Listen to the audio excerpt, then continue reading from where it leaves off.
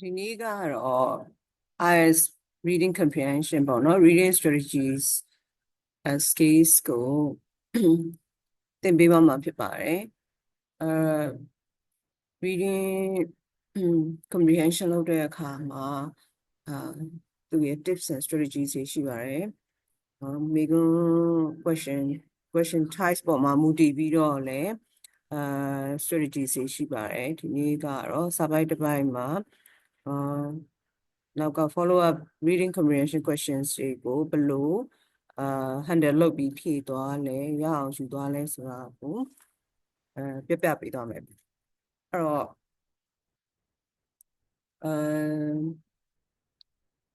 topic ကတော့เนาะ passage ရဲ့ခေါင်းစဉ်ကတော့ the secret side life of urban bees အဲ့တော့ topic ကလည်းเนาะအရေးပါပါတယ်ဘာလို့လဲဆိုတော့ဒီထဲမှာမသိတဲ့စကားလုံးတွေ new vocab တွေတွေ့တဲ့အခါကျရင်bees နဲ့ဆိုင်တာဖြစ်မယ် urban နဲ့ဆိုင်တာဖြစ်မယ်secret life တော့ urban bees เนาะ bees မွေးမြူခြင်းပေါ့နော် bee hive အဲ့ဒါနဲ့ပတ်သက်တာတွေပါလိမ့်မယ်နော်အဲ့တော့ဒီစကလုံးတွေပါလိုက်ဒီ context ပေါ့နော်သူသုံးထားတဲ့sentence တွေကနေကြည့်ပြီးတော့ guesswork လို့ခေါ်တဲ့မှန်းဆရင်းနဲ့အဓိပ္ပာယ်ကောက်သွားပါဘာလို့ဆိုတော့ dictionary သုံးခွင့်မရှိပါဘူးနော်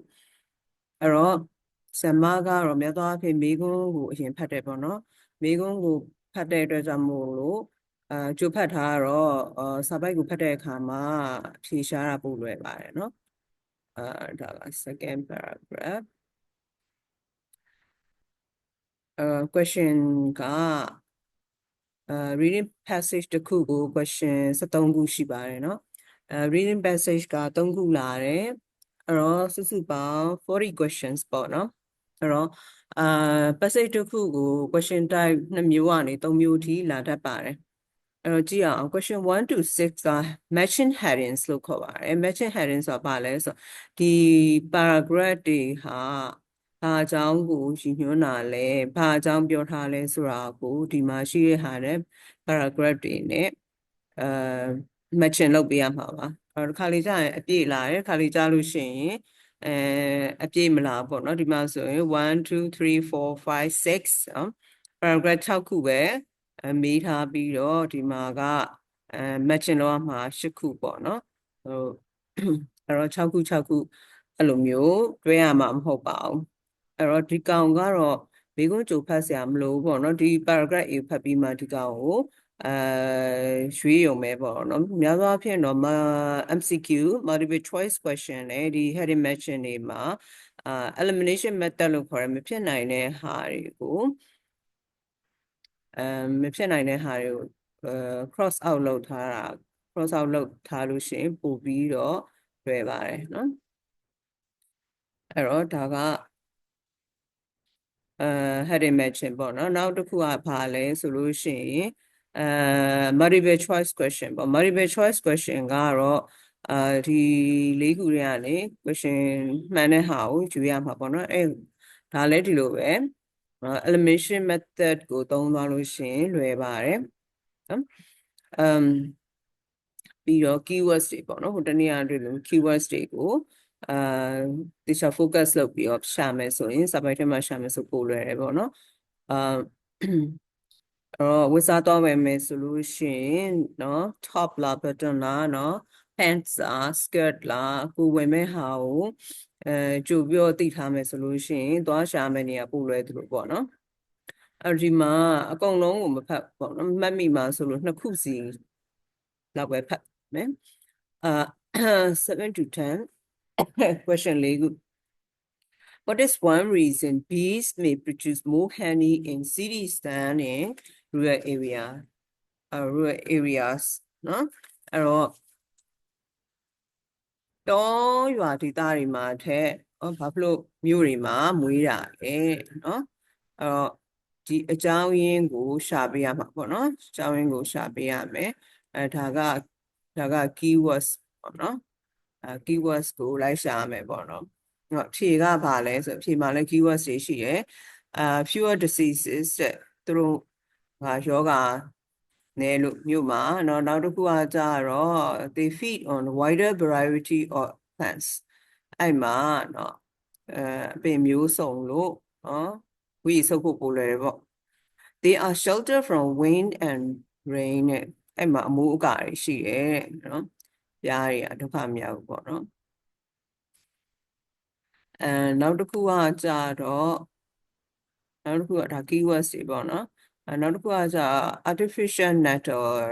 နော်ဝိရအတုရှိလို့တဲ့နော်ဝိရအတုရှိလားမရှိဘူးလားဒီမှာကြည့်ရအောင်ပေါ့နော်အဲ့တော့ဒါတွေကို focus လုပ်ပြီးတော့ရှာသွားမယ်ပေါ့နော်နောက် number 8ကကြတော့ why can traffic pollution be harmful to bees traffic ရှင်တော်ရင်သွားတာတဲ့ဟာတွေကနေ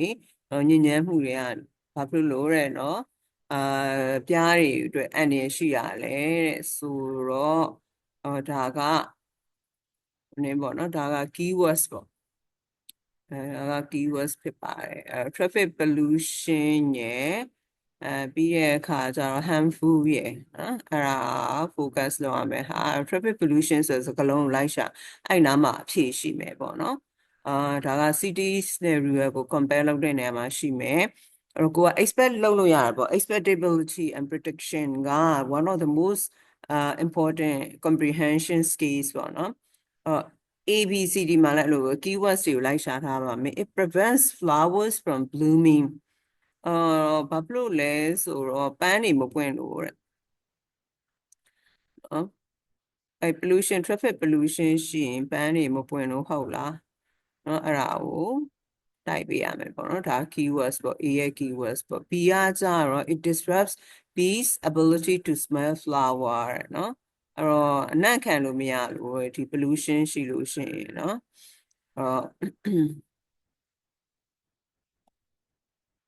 အများကြီးကို focus မလုပ်အများကြီး focus လုပ်ရင်မေ့သွားမယ်ပေါ့နော်နောက်တစ်ခုကကျ it reduces the number of urban plants တဲ့သူကကြတော့အပင်တွေကိုနော်အပင်ဥယေကိုလျော့နေသွားစေလို့တဲ့နော်ဟုတ်လားပေါ့နော်အဲ့ဒါတွေ compare လုပ်ပြီးတော့ဖြစ်နိုင်တာဖယ်ထုတ်လိုက်ရင်ဖြစ်နိုင်တာကြမယ် it causes bees to abandon their hives တဲ့ဘာလို့လဲဆိုတော့traffic pollution ရှိလို့ရှိရင်သူတို့ရဲ့ပြားအောင်ကိုစွန့်ခွာသွားလို့တဲ့အဲ့တော့ဒီထဲကယူရမယ်ပေါ့နော်အဲ့တော့မိကုန်းနေကိုအကုန်ဒါမိကုန်းဒုတိယမြောက်မျိုးပေါ့နော်မိကုန်းက3မျိုးရှင်3မျိုးလုံးဖတ်ရပါတယ်ဘာလို့လဲဆိုတော့ခါလေးကြာရင်သူကမိကုန်းကအစင်လိုက်တိုင်းလာပေမဲ့လေတခါလေးကြာရင်passage A မှာရင်ပဲเนาะquestion type 3မျိုးလုံးလည်းမေးသွားနိုင်တယ်ပေါ့เนาะတတိယမြောက် question type 11 to 13ကတော့ yes no not given ပေါ့เนาะ yes မှန်တယ်အကုန်လုံးမှန်တယ်ဒီအပိုင်းတွေအကုန်လုံးเนาะလိုက်တိုက်ရပါမယ်အကုန်လုံးမှန်တယ်ဆိုလို့ရှိရင် yes ပေါ့အဲ့လိုမဟုတ်ဘဲနဲ့ဒီထဲကအပိုင်းတွေကဟာကတခုကလွဲနေတယ်ဆိုရင် no ပေါ့အဲ့လိုမဟုတ်ဘဲနဲ့ဒီထဲကအကြောင်းမေးထားတာခြင်းမရှိပေးထားခြင်းမရှိဘူးပေါ့နော်ဆိုရင် city governments have banned pesticides completely လို့ဒီမှာမေးတယ်ပေါ့နော်စာပိုက်ထဲမှာ city governments တောင်းတော့ပါတယ်pesticide အကြောင်းကိုပဲနော်သတိပေးသွားတယ်ဆိုလို့ရှိရင်ဒါ not given ပေါ့နော် pesticide နဲ့ပတ်သက်ပြီးတော့ ban လုပ်တယ်မလုပ်ဘူးဆိုတော့မပြောဘူးเนาะဆိုလို့ရှိရင် not given ပေါ့ဆိုရင်11 နဲ့ 12ကိုဖတ်မယ်ပေါ့နော်11က some bees have been observed เนาะတချို့တွေကိုစောင့်ကြည့်ရတချို့ပြားတွေကို nesting inside building အဲ့တော့ဆောက်ရဲမှာပြားအောင်ဖွဲ့တာကိုစောင့်ကြည့်ရဟုတ်လားမဟုတ်လားပေါ့နော်နောက်ပြီးတော့ ban pesticide နော် pesticide ကိုနောက်ပြီးတော့ degree တွေလည်းကြည့်ရပါတယ်နော်လုံးဝပိတ်လိုက်တာလားပေါ့နော်လုံးဝတားမြစ်တာလားအဲ့တော့စာပိုက်ကိုသွားပါမယ်နော် A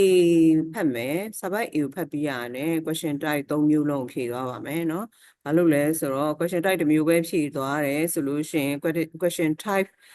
ဒုတိယအမျိုးကိုတွေ့လို့ပြန်ဖြေရရင်ဒီကိုလာပြန်ပြီးရှာရမယ်အတွက်ကြောင့်မို့လို့ traffic ကကြာသွားမယ်เนาะအဲ့တော့တခါတည်း passage တစ်ခုဖတ်ပြီးရတယ်ရှိသမျှ question type 3ခုလုံးကိုဖြေပါမယ်เนาะအဲ့တော့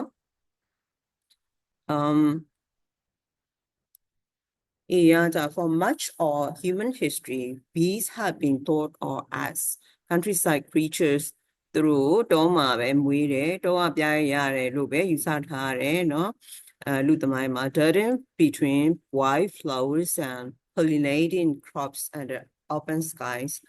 အဲ့တော့ဘာမှမရှိတဲ့ကောင်းကင်ပေါ့နော်တောရွာတွေမှာဆိုဘာမှမရှိတဲ့ကောင်းကင်မှာရှုပ်ထွေးခြင်းဖြစ်ကောင်းကင် open sky ရဲ့အောက်မှာเนาะနာကတိနှံနေနဲ့ white flowers တွေကြားမှာဥလာခောက်ပြန်ဝီစုဆောင်းတယ်လို့ယူဆထားတယ်ပေါ့နော်ဒါလူသမိုင်းမှာယူဆတာပါ yet in recent years မှန်တော့ဒါတွေကဏိဒန်းပေါ့နော်များသောအားဖြင့်ပထမဆုံးပိုက်တွေမှာမိကွန်းကပါလိမ့်မရှိဘူးသို့တော့အဲ့ဒီ mention ဖြစ်တဲ့အတွက်ကြောင့်မို့လို့ဒီ Europe မှာပေါ့နော်ဘာကြောင့်လဲဆိုတာ yet in recent years researchers have uncovered an unexpected truth bees are not only surviving but in many cases thriving in cities အဲ့တော့လူသမိုင်းမှာတောမှာပဲပြားရည်ရှိရပြားတွေမွေးတယ်ပြားရည်ရမယ်လို့ထင်ပေမဲ့လွန်ခဲ့သောနှစ်အနည်းငယ်တွင် researcher တွေကတွေ့တာကမျှော်လင့်မဲ့တွေ့ရှိတာသူတို့တွေကနော် survive ဆိုတာရှင်သန်နိုင်တယ်တော်ကိစ္စတော်တော်များများတွေ့တာနော်မြို့တွေမှာလည်းရှင်သန်နိုင်တယ်နော် London to Tokyo urban beekeeping has become increasingly common အဲ့တော့ London ကစလို့ Tokyo အထိမြို့ပြတွေမှာနော်ပြားမွေးမြူရေးဟာတော်တော်လေးကိုအမျိုးကြဖြစ်လာတယ်ပေါ့နော်ထူးဆန်းမဟုတ်လို့ the evidence suggests that urban environments may offer certain advantages အဲ့တော့သက်သေရာဆိုလို့ရှိရင်မြို့ပြပတ်ဝန်းကျင်ဟာပို့ပြီးတော့မှအလေးသာတယ်ဟာတွေကိုနော်အကျိုးကျေးဇူးအများကြီးရှိတယ် that modern countryside cannot အဲ့တော့ countryside ဒီကျေးလက်တောရွာတွေမှာခင်မိပါတယ်ဆိုတော့ကျေးလက်တောရွာတွေမှာတော့နော်မရရှိနိုင်တဲ့အကျိုးကျေးဇူးတွေကိုမြို့ပြတွေမှာရနိုင်တယ်ဆိုတော့ဒါကိုခြုံပြီးကြည့်မယ်ဆိုရင်ပြားမွေးမြူရေးဟာပြားတွေဟာတောမှာတွေမကမြို့တွေမှာပါရှင်သန်နိုင်တယ်မြို့ဟာပြားတွေအတွက်ပြားမွေးမြူရေးအတွက်ပြားတွေဝီစုပ်ဖို့အတွက်ပြားတွေစုဆောင်းမှုအတွက်အဆင်ပြေတဲ့နေရာဖြစ်နေတယ်ပေါ့နော်အဲ့တော့ A ကဘာနဲ့A ရဲ့အဖြေကဘာဖြစ်မယ်ပေါ့နော် paragraph A ကဖြစ်နိုင်တယ်ဖယ်ထုတ်မယ်ပေါ့နော် city as new ecological refuges အဲ့တော့မြို့ဟာတဲ့နော်ဒီ ecologically နော်တဘာဝအရာနော်ခုလုံးမှုကောင်းတဲ့နေရာသစ်ဖြစ်တယ်ဆိုတော့ecological refuge တော့မဟုတ်ဘူးမပြောထားဘူးပေါ့နော်သူကဒီစီအတွက်နော်သူရဲ့သူတို့ဝီစုပ်ဖို့အတွက်ကောင်းတဲ့နေရာလို့ပြောတာဆိုတော့ဒါကတော့မဖြစ်နိုင်သေးဘူးပေါ့နော် cross out growing popularity of beekeeping ပြားမွေးမြူရေးနော်လူကြိုက်များလာတဲ့အကြောင်းဆိုတော့ဒါတော့မဟုတ်ဘူးဒီတောနဲ့မြို့ကပို့ပြီးတော့မှအဆင်ပြေတယ်ဆိုတာကိုသူကပြောထား comparing urban and rural productivity ရဲ့ဆိုတော့ဒါလေးကဟုတ်တယ်လို့ပဲပေါ့နော်ဒါပေမဲ့ productivity ဆိုတော့မြို့နဲ့တောဆိုရင်တောမှာပို့ပြီးတော့မှပြားရည်ထွက်တယ် productivity ဆိုထွက်နှုံပေါ့နော်အဲ့လိုတော့မပြောထားဘူးပေါ့နော်ပြားတွေကမြို့ပြမှာလည်းရှင်သန်နိုင်တယ်လို့ပဲသူကပြောတာဖြစ်တဲ့အတွက်ကြောင့်မို့လို့ခဏလေးပြန်ကြည့်မယ် challenges bee spaces in cities အဲ့တော့ challenges တွေမပြောဘူးသူကကောင်းတာပဲရှိတယ်လို့ပြော advantages ပဲပြောတဲ့အတွက် cross out ပေါ့နော်5ကကြတော့ a delicate balance between success and danger ဆိုတော့ success and danger မပါသေးဘူး advantages ပဲပြောထား the rise of urban bees မြို့ပြမှာမြို့ပြပြားတွေပေါ်ပေါက်လာတဲ့အကြောင်းဆိုတော့ဒါလေးကတော့ဖြစ်နိုင်ပဲပေါ့နော်ဒါလေးကဖြစ်နိုင်တယ် ဘာလို့လဲဆိုတော့ဒီမှာ advantages တွေရှိတယ်ဆိုတော့ဒါလေးဖြစ်နိုင်တယ်human health and its consequence human health အကြောင်းမပါဘူး adaptability of bees ပြားတွေရဲ့နော်ဒါဇာတာဖြစ်အောင်နေထိုင်နိုင်မှုအကြောင်းလည်းမပါဘူးပြားတွေဟာဒီမြို့ပြမှာသူတို့ကအကျိုးကျေးဇူးရနိုင်တယ်ပေါ့ပြားတွေစူးစောင်းမှုဆိုတော့number 6ကနော်6ဒီတင်တော်ဆုံးဖြစ်ပါတယ်အဲ့တော့ paragraph A ရဲ့အဖြေက6ဖြစ်ပါတယ်အဲဆိုရင်နောက်မိခွန်းတစ်ခုဖြေလို့ရမလားကြည့်မယ်ပေါ့နော်7ကိုဖြေလို့ရမှာ more honey in city stand in rural area အဲ့တော့ပြားရည်ပို့ပြီးတော့ရတယ်လို့ပြောတာမပါအောင်เนาะအဲ့တော့ဖြေလို့မရသေးဘူးအစင်လိုက်တန်းလာတဲ့အတွက်ကြောင့်မဟုတ်လို့ပေါ့နော်traffic pollution အကြောင်းလည်းမပါတော့ဖြေလို့မရသေးဘူး true false not given အဲ့တော့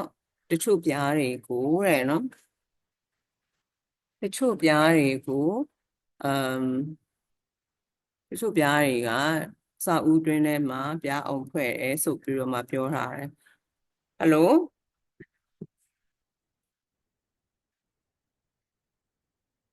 ုတ်ပြီအဲ့ပါโอเคဟုတ်ပြီဟုတ်ပြီ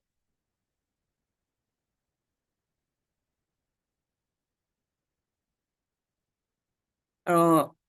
ပြားအောင်ဖွဲ့တဲ့အကြောင်းမပါအောင်ဆိုတော့ဒါဖြေလို့မရသေးဘူးเนาะ paragraph A မှာเนาะအပေါ်က question တစ်မျိုးပဲဖြေလို့ရအောင်ပဲเนาะအဲ့ဒါဆို paragraph B ကိုသွားမယ်ပေါ့နော် Scientists investigating bee health and productivity အဲ့တော့သိပ္ပံပညာရှင်တွေကနော်ပြားရဲ့ကျန်းမာရေးနဲ့သူတို့ရဲ့ပြားရဲ့ထုတ်လုပ်နိုင်မှုကိုလေ့လာတဲ့အခါမှာ have discovered that colonies based in cities often produce more honey and နော်သူကပြားရည်ပို့ထုတ်လုပ်နိုင်တယ်အဲ့ဒါမေးထားတော့ question ကိုကြိုဖတ်ထားတဲ့အတွက်ကြောင့်မို့လို့ဒီမှာအဖြေကိုတန်းတွေ့ပေါ့နော်အဲ့တော့ colonies based in cities အဲ့တော့မြို့မှာရှိတဲ့ပြားအောင်တွေကပို့ပြီးတော့ပြားရည်ထုတ်နိုင်တယ် exhibit higher survival rates ပြီးတော့ပြားရည်ပို့ပြီးသက်ရှင်နိုင်ကြရတယ် then there are rural counterparts တော့မှရှိတဲ့ပြားတွေထက်ဆိုတော့ဒါလေးကပါပြီပေါ့နော်and this initially seemed counterintuitive counterintuitive ဆိုတော့ဒါက counterintuitive ဆိုတာဘာလဲဆိုတော့တမျိုးကြကိုယ့်ရဲ့ common sense ကိုပြောတာပေါ့နော်အဲ့တော့များသောအားဖြင့်ကိုယ့်ရဲ့စိတ်ကနေသိတာပေါ့နော်အဲ့တော့ဗီဇရဲ့သိတာပေါ့နော် as CD ဆိုစိတ်ထဲကသိနေတယ်နော်အဲ့လိုမျိုးအဲ့တော့ဖြစ်လိုက်မယ်လို့စိတ်ထဲကသိအဲ့ဒါကို counterintuitive လို့ပြောတယ် as cities are typically associated with pollution noise and a lack of green space တဲ့အဲ့တော့များသောအားဖြင့်ねလူတွေကထင်ကြတာပေါ့နော်ပထမဆုံး initially ထင်ကြတာကမြို့ဆိုရင် pollution เนาะလေထုညစ်ညမ်းမှုတွေရှိရဲဆူညံတယ်ပြီးတော့စိမ်းအောင်တိတ်မရှိဘူးလို့ထင်ကြတယ် however urban areas တွေက however urban areas contain a remarkably diverse range of flowering plants မင်းထင်တဲ့ဖဲနဲ့မြို့ပြတွေမှာကနော်ပန်းပွင့်တဲ့အပင်တွေအများကြီးအဆုံရှိ diverse ဆိုတာအများကြီးအဆုံရှိတယ်လို့ပြောနော်အဲ့တော့သူက urban တွေကနော် flowering plants တွေနော်အဆုံရှိတယ်လို့လည်းပြောထားတယ်နော်သူကအားသာ from park shrubs and balcony blooms အဲ့တော့ပန်းချံတွေပြီးတဲ့အခါကျတော့လသာဆောင်တွေမှာလည်းveranda တွေမှာလည်းစိုက်ကြရပေါ့နော် to roadside trees လမ်းဘေးသစ်ပင်တွေအဆုံးပေါ့နော် that provide a steady supply of nectar အဝိတောက်လျှောက်ရတယ် and pollen throughout the year တစ်နှစ်လုံးရတယ်ပေါ့နော် in contrast rural regions ဒါရှင်းတာဖြစ်သွားပြီပေါ့နော် rural regions တောရွာဒေသတွေမှာဆိုလို့ရှိရင် rural regions ကဘာလဲဆိုတော့သူကတစ်ချိန်ပဲပေါ့နော်ပန်းပွင့်တဲ့အချိန်ပဲသူကရတယ်ပေါ့နော်intensive agriculture အဲ့အချိန်မှာအစုလိုက်ပြုံလိုက်သူကပန်းတွေပွင့်ကြရတယ်เนาะ tend to rely on monocultures အဲ့တော့တနေရာမှာဆိုရင်ဒီလယ်ကွင်းတစ်ခုလုံးမှာဆိုရှင်နေကြပန်းဆိုနေကြပန်းပဲစိုက်တယ်ဖာပန်းဆိုဖာပဲစိုက်တယ်အဲ့လိုမျိုး such as vast fields or grape seed ဆိုမုံညင်းပန်းနေနော်တခင်လုံးစိုက်ကြတယ် or sunflowers which flower for only a few weeks သူကရက်တစ်ပတ်အနေငယ်ပဲသူကပွင့်တယ်ပြီးရင်နောက်ချိန်ကျရင်ပန်းမပွင့်တော့အဲ့တော့ once they cross are harvested ဒီတင်းညံနေလေသူကရိတ်သိမ်းပြီးတော့ bees can struggle to find nourishment for the remainder of the season ကျန်တဲ့ season မှာသူတို့က struggle လုပ်ရတယ်ပြားရည်ရဖို့အတွက်အဲ့တော့သူကရှင်းပြတာပေါ့နော်ဒီမှာဆိုပန်းနေဆောင်ရှိတယ်တစ်နှစ်လုံးပွင့်တယ်ဒီမှာကျတော့သူကဖက်ပြီးသွားလို့ရှင်တယ်ပြန်ပြီးတော့ generalize လုပ်ရတယ်ပေါ့နော်ဒီ passage ကိုအဲ့တော့ဒီမှာကျတော့ monoculture ပဲတခင်တစ်မျိုးဆိုတစ်မျိုးပဲเนาะပြားရည်ပွည်sorry နော်မုံညင်းဝတ်မုံညင်းပြားရည်ဒါပဲရမယ်နေကြပြားရည်ဒါပဲရမယ်ပေါ့နော်အဲ့တော့အဲ့ဒါဆိုရင်ဒါကိုကြည့်ပြီးတော့ဖြည့်ကြည့်အောင်เนาะparagraph B ကဘာနဲ့တူမလဲပေါ့နော်paragraph B ဒီ cities as new ecological refuges မဟုတ်ဘူးthe growing popularity of beekeeping အဲ့အကြောင်းလည်းမဟုတ်ဘူးเนาะ popular ဖြစ်လာတဲ့အကြောင်းပြားမွေးတာအဲ့ဒါလည်းမဟုတ် comparing urban and rural productivity ထားပဲပေါ့เนาะမြို့ပြနဲ့မြို့ပြမှာပန်းနေပုံများတယ်လို့ပြောထားတယ်ဘုံမှာတစ်မျိုးပဲရှိတယ်လို့ပြောတဲ့အတွက်ကြောင့်မို့လို့3ပေါ့เนาะ3ကအဖြေပေါ့เนาะ paragraph B ရဲ့နောက်တစ်ခုပေါ့เนาะနောက်တစ်ခုက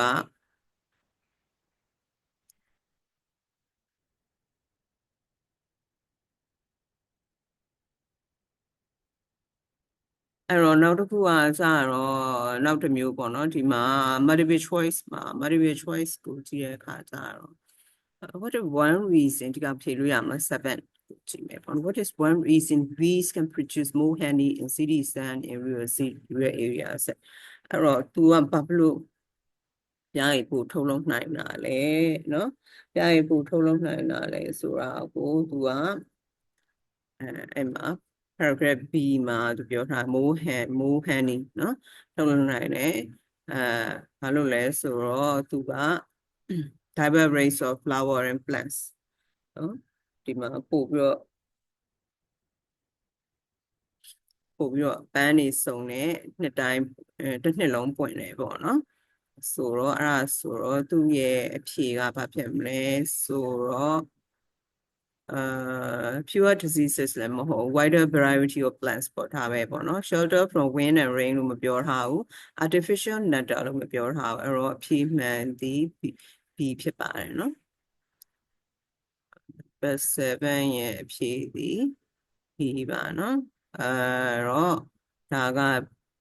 သူ့ရဲ့အဖြေပေါ့နော် now 8ကိုဖြေလို့ရအောင်မလား so why can traffic pollution be harmful to bees traffic pollution ကဘာလို့ပြားတွေအတွက်တဲ့အနေဖြစ်စေတာလဲ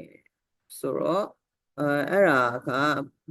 traffic pollution ကြောင့်မပါဘူးပေါ့နော်ပါတော့ဖြေလို့မရသေးပါဘူးเนาะအဲ့ဒါဆိုရင် yes no not given ရောဖြေလို့ရတယ်လား nesting ကြောင့်ပါပြီလားဆိုမပါသေးဘူးပေါ့နော်မပါသေးဆိုဖြေလို့မရဘူးအဲ့ဆို paragraph C ကိုသွားပါမယ်เนาะdespite these advantages city life poses challenges of its own ဒီလိုအားသာမှုတွေရှိပေမဲ့လည်းเนาะ challenge တွေတော့ရှိရ city life ကเนาะtraffic emissions တော့ဒီရင်ကြောကထွက်လာတဲ့ဟာတွေပေါ့เนาะရင်တွေကထွက်လာတာ releases fine particles အမုံမွားတွေပါမယ် that may interfere with bees ability to detect fluorescence အဲ့ကထွက်လာမယ်မိဂုံငွေတွေကြောင့်เนาะမိဂုံမှုန်တွေကြောင့်ပန်းရနံ့နေခံမှုအတွက်တော့ခက်မယ် making it harder for them to locate food ရက်ကလာလဲဘယ်နားမှာရှိရလဲမြောက်ဘက်ကလာတောင်ဘက်ကလာဒီပန်းရနံ့ဆိုတဲ့ဟာပေါ့နော် high levels of noise and light pollution အဲ့တော့စူညံတန်နေရှိမယ်ပြီးတဲ့အခါညံတန်တွေကလည်းမြင်မာမယ်ပြီးတော့ light pollution တော့လင်းရောင်ကလည်းတေချာအမှုံမွားတွေနဲ့ဖြစ်နေတော့ကောင်းကောင်းမလင်းပေါ့နော် can also disturb their navigation and behavior ပန်းပွင့်တွေကိုရှာတဲ့အခါမှာတော်တော်လေး disturb ဖြစ်မယ်ပေါ့နော်ဒါက city ရဲ့ကျိုးအပြစ်တွေပေါ့နော် furthermore အဲ့ဒီအပြင်ကို urban architecture often lacks the hollow trees or undisturbed soil အဲ့တော့မြို့ပြမှာရှိတဲ့အဆောက်အဦတွေဟာများသောအားဖြင့်hollow trees တွေမရှိဘူးပေါ့နော်သူပြားအောင်ဆောက်ဖို့အတွက် and then undisturbed soil that may bee species rely on for nesting အဲ့တော့ပြားအောင်ဆောက်ဖို့အတွက်ပစ္စည်းတွေရှားပါမယ်ပေါ့နော် Jet bees have proven to be astonishingly adaptable သူကမိညမ်းပြီးတော့မှစင်ပြောင်နေနိုင်တယ်เนาะအံ့ဩစရာကောင်းတော့ astonishingly ပြားတွေကမြို့ပြမှာရှိတဲ့အခြေအနေနဲ့ပတ်သက်ပြီးတော့တင့်တော်အောင်ရပ်ပန့်အောင်နေနိုင်တယ်လို့ပြောတာပေါ့ adaptable က Studies have shown them nesting in wall crevices အဲ့တော့သူကလေ့လာချက်အရဆိုလို့ရှိရင် bees တွေကပြားအောင်တွေကိုနိုင်ရန်ရဲ့ခေါင်းပေါက်တွေအကြားတွေမှာเนาะပြီးတော့ရေစင်းပိုက်တွေမှာပြီးတော့လူတွေစွန့်ပစ်ထား discarded furniture ကလထိုင်နေစပွဲတွေဂရင်တွေအဟောင်းတွေဒီမှာသူတို့ပြားအောင်စောင့်နိုင်တယ် These behaviors demonstrate a capacity to exploit almost any available shelter အဲ့တော့ဒီအားရဘာကိုပြလဲဆိုဒီမူရတဲ့ဘာကိုပြလဲဆိုလို့ရှိရင်သူတို့မှာစွမ်းရည်ရှိတဲ့ capacity to exploit almost any available shelter ဘယ်လိုဟာမျိုးမဆိုဘယ်လိုနေရာမျိုးမဆိုသူတို့ကပြအောင်ဆောင်နိုင်တယ်ပေါ့နော် resilience နော်သူတို့မှာခံနိုင်ရည်လည်းရှိတယ်ပေါ့နော် that has allowed them to persist in even the most artificial landscapes အတူတွေပေါ့နော် landscape အတူတွေမှာလည်းနော်နည်းနည်းသွေးမြအတူတွေမှာလည်းသူတို့ကစောင့်နိုင်တယ် survive လုပ်နိုင်တယ်အခြေအနေရှိတယ်ပေါ့နော်အဲ့ဒါဆိုရင်ဒီကောင်ကcity life မှာရှိတဲ့ရင်ဆိုင်ရမယ့်အခက်အခဲတွေပြားရင်ဆိုင်ရမယ့်အခက်အခဲတွေပြောတယ်အဲ့ဒါတွေကဘာတွေလဲဆိုတော့ခုနဆူညံတန်တွေကြောင့်အနံ့ရဖို့လည်းပန်းနေရှိတဲ့နေရာကိုရှာဖို့အတွက်ခက်တယ်။ပြအောင်ဆောက်ဖို့ခက်တယ်ဒါပေမဲ့သူတို့ဒါတွေဖြည့်ရှင်းနိုင်တယ်ဆိုတော့ပြောထားပါတော့။အဲ့တော့မိကုန်းတစ်ဖြည့်ကြည့်မယ်ပေါ့နော်။ paragraph C ပေါ့နော် C ကဖြစ်မလဲပေါ့နော်။ paragraph C ကကြတော့city has new ecological refuges မဟုတ်ဘူး growing popularity လည်းမဟုတ် comparing urban and rural productivity ကပြီးသွားပြီပေါ့နော် 3 က challenges bee spaces and city ဒါပဲပေါ့နော် number 4ပေါ့အဲ့တော့ paragraph C က number 4ဖြစ်ပါတယ်ဆိုရင်เนาะ multiple choice မှာ number 8ပေါ့နော်အဲ့တော့ traffic pollution why traffic pollution be harmful to bees တဲ့ဆိုတော့စီမှာပါသွားပြီလားเนาะစီမှာပါသွားပြီလားဆိုတော့ဒီမှာပါတယ်ပေါ့နော် fine particles from cars လို့ပြောထားတယ်เนาะအဲ့တော့သူကဒါတွေကဒီမှာဆိုရင် release by particles fine particles that may interfere with bees ability to detect အဲ့ဒါတွေပေါ့နော်ဒီကောင်ကသူကပြောထားတာပဲเนาะအဲ့ဒါတွေကသူပန်းကိုရှာဖို့အတွက်ခက်မယ်အစာရှာဖို့အတွက်ခက်မယ်လို့ပြောထားတာဖြစ်တဲ့အတွက်ကြောင့်မလို့ဒါနဲ့ညီမျှတဲ့ဟာ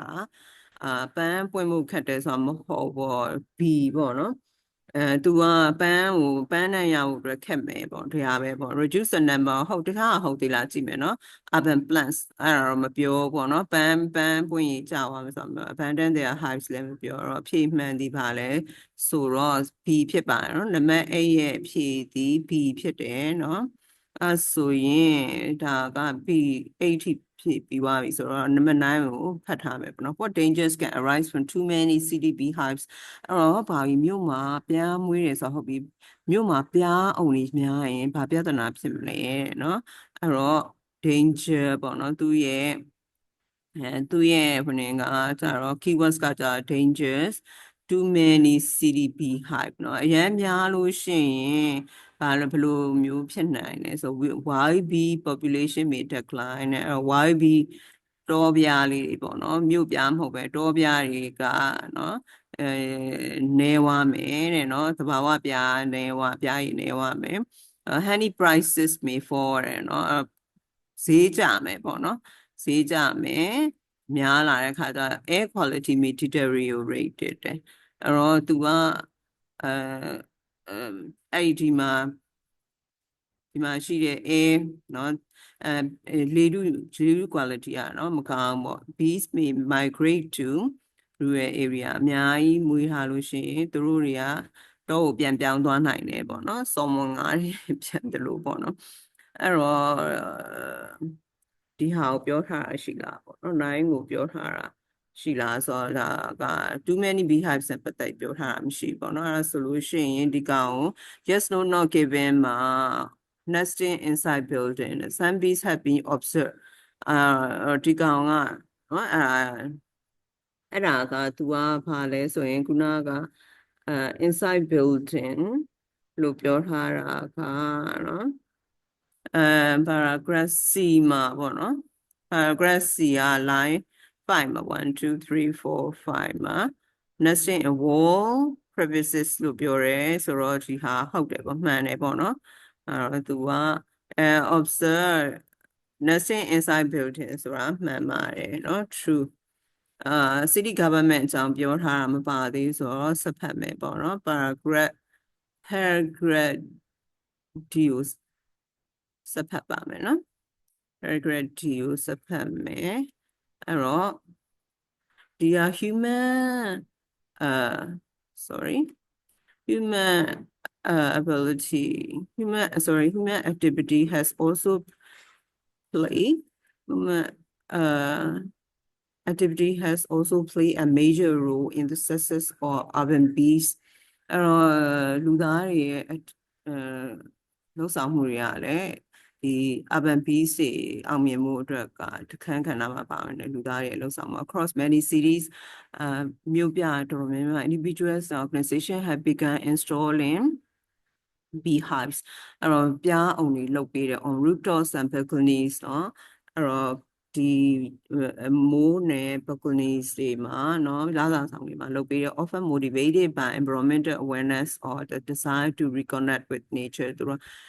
သဘာဝနဲ့နှီးစပ်ခြင်းနဲ့ပြီးတဲ့အခါ environment နဲ့ပတ်သက်ပြီး awareness တွေเนาะသိလာတဲ့အတွက်ကြောင့်မို့လို့သူတို့အဲ့လိုမျိုးတွေလုပ်ပေးတယ်ပေါ့နော် municipal authorities have responded positively အဲ့တော့ပြားတွေရှိနေတာကိုလည်းဒီ municipal နာပိုင်းတွေကနော်negatively မတွေးပေါ့နော်ကောင်းတဲ့နေရာကနေသူတို့ကရှုမြင်တယ် incorporating pollinator friendly vegetation into city parks အဲ့တော့ဒီမြို့မှာရှိတဲ့ပန်းခြံတွေကိုဝတ်မုံကူးလို့ရတဲ့အပင်တွေစိုက်ပေးတယ် planting wildflowers along roadside သူတို့ရဲ့တွေ့နေကြဖြစ်တဲ့တောပန်းအချိုင်းတွေကိုလမ်းဘေးတွေမှာစိုက်ပေးတယ် and restricting the use of harmful pesticide ပြီးတော့အန္တရာယ်ရှိတဲ့ပိုးသတ်ဆေးတွေမသုံးဖို့လည်းတားမြစ်တယ်ပေါ့နော် collectively these measures have provided bees with new foraging grounds အဲ့တော့သူတို့ကအစာရှာဖို့အတွက်သူကနေရာဝိုင်းလုပ်ပေးတယ်လို့ဖြစ် safer living condition မြို့ဝလူတွေကလည်း welcome ဖြစ်တယ်အစိုးရအစားဒါ municipal ဆိုအစိုးရပဲပေါ့နော်အဲ့တော့အဲ့ဒါဆိုရင်ဒီစာပိုက်ကဘာကိုပြောလဲဆိုပြားတွေနေဖို့ထိုင်ဖို့အတွက်ဝိရိစုပ်ဖို့အတွက်နော်သူတို့ကကောင်းမွန်တဲ့အဆင့်ပတ်ဝန်းကျင်ဖြစ်အောင်လုပ်ပေးတယ်လို့ပြောချင်တာပေါ့နော် paragraph D ကအဲ့ဆို paragraph D ရဲ့အဖြေကဘာဖြစ်မလဲပေါ့နော် paragraph D ကecological refuse တော့မပြောဘူး growing popularity အကြောင်းလည်းမပြောဘူး3 PV 4 က challenges လည်းပြီးသွားပြီပေါ့နော်delicate balance between success and danger မပါဘူး rise of urban bees မပါဘူး human health ပေါ့နော်human health and its consequences အဲ့တော့ paragraph D ကသူကလူတွေကနည်းလုပ်ပြီးအကူအညီပေးတဲ့အကြောင်းကိုသူပြောထားတာပေါ့နော်အဲ့တော့ဖြစ်မှာပေါ့နော်7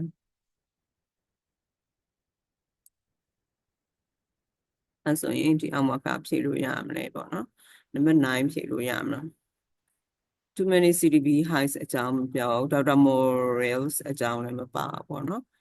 အဲ့ဆိုဖြည့်လို့မရဘူး11ပြီးသွားပြီ12က city government ဆိုတော့ခုနက municipal authority have banned pesticide completely ဆိုသူတို့တားမြစ်တာဟုတ်တယ်ပေါ့နော်ဥစားလိုက်ကိုပြန်ကြည့်မယ်အဲ့တော့ municipal authority have responded positively incorporating နော်ပူပေါင်းပါဝင်ဆောင်ရွက်တယ် planting and then restricting the use of harmful pesticide လို့ပြောထားတယ်ပေါ့နော်ဆိုတော့သူကလုံးဝ completely လို့သူကတော့ပြော restricting တားမြစ်တယ်လို့ပဲပြောတာပေါ့နော်အဲ့တော့ completely ဆိုတဲ့စကားလုံးက false ပေါ့နော် false ဖြစ်တယ် The other believes that urban beekeeping could inspire environmental cooperation တော့အဲ့ခါကျတော့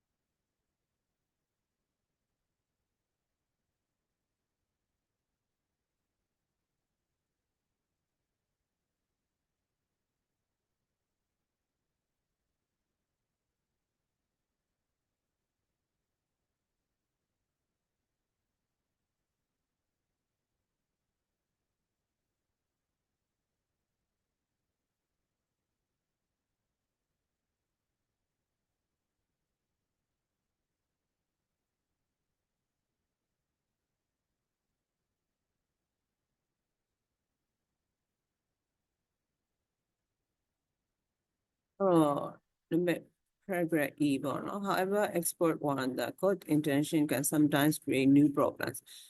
သူတို့ကကြီးရွယ်ချက်ကောင်းနေမယ်တခါလေကြာပြဿနာတွေဖြစ်လာတတ်တယ် in certain cities the popularity of beekeeping has led to an oversaturation of managed hives အဲ့တော့သူက oversaturation ဆိုတာဘာလဲဆိုတော့အလွန်အကျွံဖြစ်လာပါတော့ကောင်းတယ်ဆိုပြီးမွေးတဲ့အခါကျတော့ပြောင်းနေအများကြီးဖြစ်လာတာမျိုးဖြစ်နေpopular ဖြစ်လာဆို when too many colonies compete for the same limited nectar source အဲ့မှာပန်းချံတခြားပဲရှိမယ်ပြောင်းအများကြီးဖြစ်နေရင်သူ compete လုပ်ရမယ်ပေါ့နော်ပြားတွေအပြိုင်ဆိုင်နော်ဒီဝိရအတွက် wild bee species may be pushed aside အဲ့တော့ပြားမွေးပြားတွေကနေရာရပြီးတော့ဒီမှာတောပြားလေးတွေကနော်နေရာမြောက် push aside သူတို့အဘေးဖက်ခံထားရတယ် threatening biodiversity rather than supporting it တော့ biodiversity ကိုchange ကြရကြတယ်ပေါ့နော်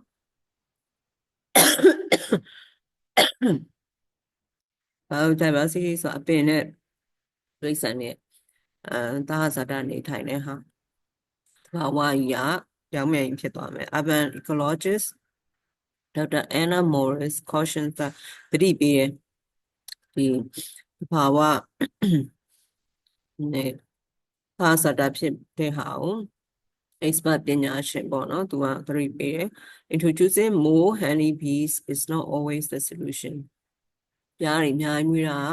ကောင်းတဲ့အဖြေတော့မဟုတ်ဘူး we must think of the whole ecosystem အဲ့တော့ ecosystem ဒီမှာသဟာဇာတဖြစ်မှုဒီတစ်ခုလုံးကိုပေါ့နော်ကမ္ဘာကြီးသဟာဇာတဖြစ်မှုတစ်ခုလုံးစဉ်းစားရမယ် research suggests that while pollinators are just as crucial for maintaining the ecological balance of urban green spaces အဲ့တော့ဒီဝတ်မှုံကူတဲ့ဟာပေါ့နော်တောပန်လေးဝတ်မှုံကူတဲ့ဟာကြီးရယ် for maintaining the ecological balance နော်ဒါစတာဖြစ်ပေါ့နော် urban green spaces အဲ့တော့သူကသဘာဝကိုထိန်းသိမ်းမှုလည်းလိုသေးတယ်လို့ပြောတယ် too many hives ဖြစ်တာဟာနော်ပြားရရဖို့နဲ့ခက်ပြီးတော့ecosystem ကိုထိမယ် biodiversity ကိုထိမယ်လို့ပြောထားပါတော့အဲဆိုရင်ဘာဖြစ်မလဲ paragraph E က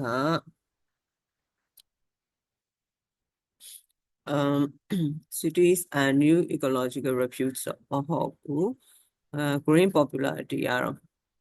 မှန်တယ်ပေါ့နော်မှန်တယ်လို့ပဲပေါ့နော်ဆက်ဖတ်မယ်3ရပြီးသွားပြီပေါ့နော် challenges we faces in community ရပြီးသွားပြီ sorry cities ကပြီးပြီ delicate balance between success and danger အောင်မြင်မှုနဲ့အန္တရာယ်ရှိမှုနော်အဲ့ဆိုရင် E ကဒါပဲပေါ့နော်delicate balance between success and danger ပေါ့နော် number 5ဖြစ်မယ်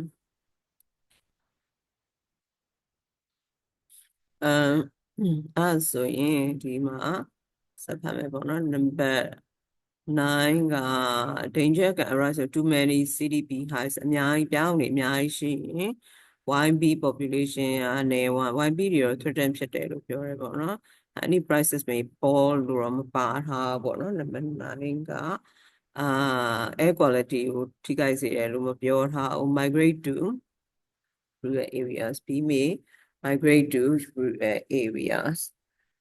ဘယ်ဟာဖြစ်မလဲနော်ဘယ်ဟာ YB 9က A ပေါ့ YB population က push aside လို့သူကပြောထားတယ်နော် push aside လို့ပြောထားတယ်ဆိုတော့ဒီမှာနော်YB စီထွက်ပြေးသွားမယ်နေသွားမယ်လို့ပြောထားအဲ့တော့ဖြေမှန်ကနံပါတ်9ရဲ့အဖြေမှန်က decline ပေါ့နော် A ပါနော်နံပါတ်9ရဲ့အဖြေက A ဖြစ်မယ်အဲ့တော့နံပါတ်10က what is Dr. Morris main argument သူကဘာညင်ထားလဲနံပါတ်10ကနော်urban bees need no human assistance urban area bees should be kept separate အဲ့ဒါမပြောထားသေးဘူးเนาะဆိုစက်ဖတ်မယ်ပေါ့เนาะအဲ့ဒါဆိုရင်ဒီကောင်ပေါ့เนาะ 313 က the author believes that urban beekeeping should inspire environmental cooperation เนาะအဲ့တော့ဒါလည်းမပါသေးပေါ့เนาะအဲ့ဒါဆိုရင်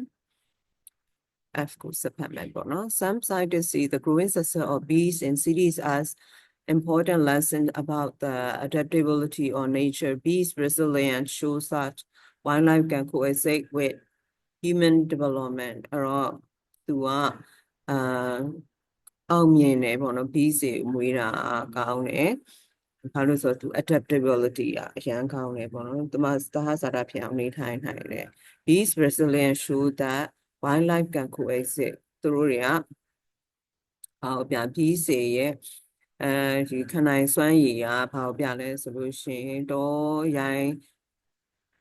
ဒီတဘာဝဟာကိုယ်စိတ်ဝေ human development လူတွေနဲ့ရှင်တွဲနေထိုင်တယ် if given suitable conditions တင့်တော်တဲ့အဆင်ပြေတဲ့ condition တွေရလို့ရှိရင် yet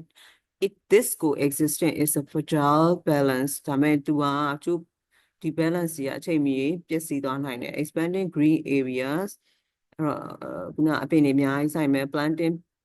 varied vegetation and reducing pollution of vital ဒါတွေကို pollution တွေ short ချဖို့เนาะအပင်တွေစိုက်ဖို့အမှန်တယ် but city must also avoid creating an artificial dependency သူကမြို့ကလည်းဒီလို artificial တွေလုပ်တဲ့ artificial တွေမိခိုနေရတဲ့ဟာအတူရောင်တွေမိခိုနေရတာအောင်เนาะရှောင်ရှားမယ် where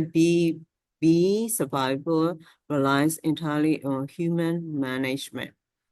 လူသားတွေပေါ်မှာပဲမူတည်နေလို့ရနော် Dr. Morris summarized the issue neatly. Bees remind us that nature can recover, but it needs our cooperation rather than control. Control လုပ်လို့မရဘူးတဲ့နော် bees တွေ nature တွေကိုနော် nature ကိုsave လုပ်လို့ရတယ်ဒါပေမဲ့ cooperation မဲ့တော့ control လုပ်လို့မရဘူးလို့သူပြောထားတယ်ပေါ့နော်အဲဆိုတော့ F ကဘာဖြစ်မလဲပေါ့နော် F ကဒါပဲပေါ့ number 1ပဲပေါ့ city says new ecological refuges သူက cooperate လုပ်ပြရမယ်ပေါ့နော်ဒါတွေက1ပေါ့paragraph F က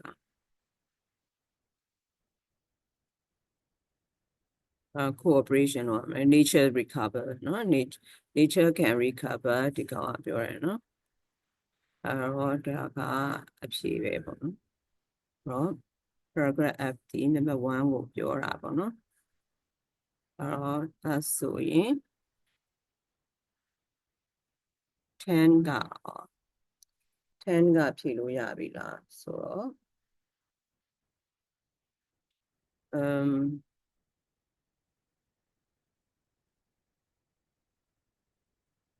10က main argument ပါလို့ခုနက nature can recover လို့ပြောပါ urban bees no human assistance ကတော့မဟုတ်ဘူး urban and rural bees should be kept separate ဒါလည်းမပြောထားပေါ့နော်human management C ပေါ့နော်ဒီက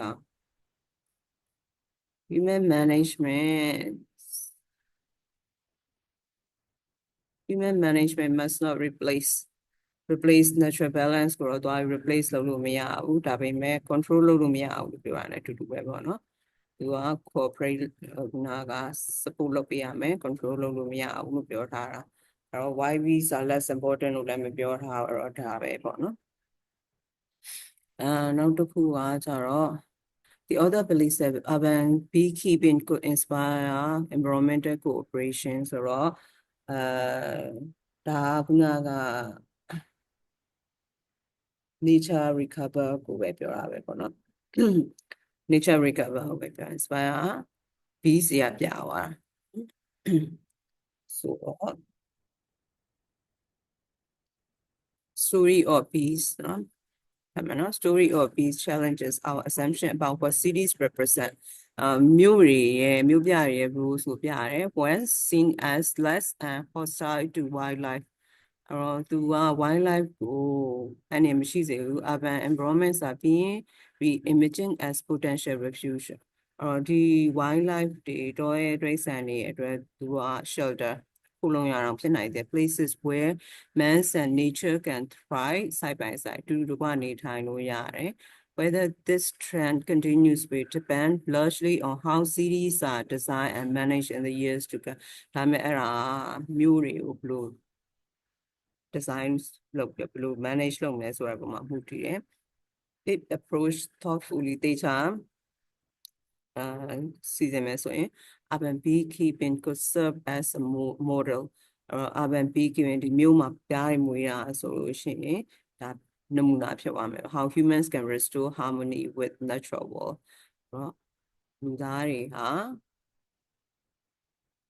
natural world ကိုဘယ်လို harmony ဖြစ်အောင်လုပ်ပေးနိုင်လဲဆိုတာဟာနမူနာပြတာပဲ even in the most unexpected places မျှော်လင့်မထားတဲ့နေရာတွေမှာတော့ဖြစ်နိုင်တယ်လို့ပြောတာပေါ့နော် the authors believe that urban beekeeping could inspire environmental cooperation ဆိုတော့ဒီကမှန်တယ်ပေါ့နော် true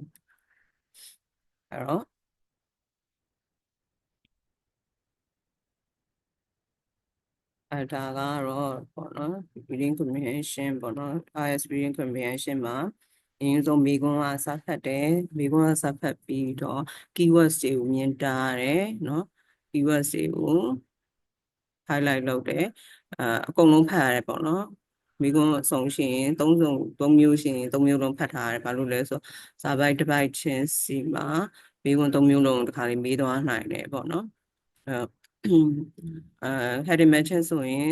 စာပိုက်ပိုက်ဖတ်ပြီးရတဲ့ general idea ကိုထုတ်ရတယ်ထုတ်ပြီးတော့သူပြန်ကြည့်ရပေါ့နော်ဒီမှာဆိုရင်ဖြစ်နိုင်တဲ့ဟာတွေဖယ်ထုတ်ပြီးတော့လည်းသွားလို့ရတယ်ပေါ့နော်ပြီးရဲ့အခါကျတော့ true false not given ဆိုလို့ရှိရင်အကုန်လုံးလိုက်တိုက်ရတယ်ပေါ့နော်ဒီမှာဆို completely တခုလည်းမှားသွားတာဆိုတော့ဒါလေးကိုအခုဒါလေးကိုနားထောင်ပြီးလို့ရှိရင် as reading comprehension အတွက်ကို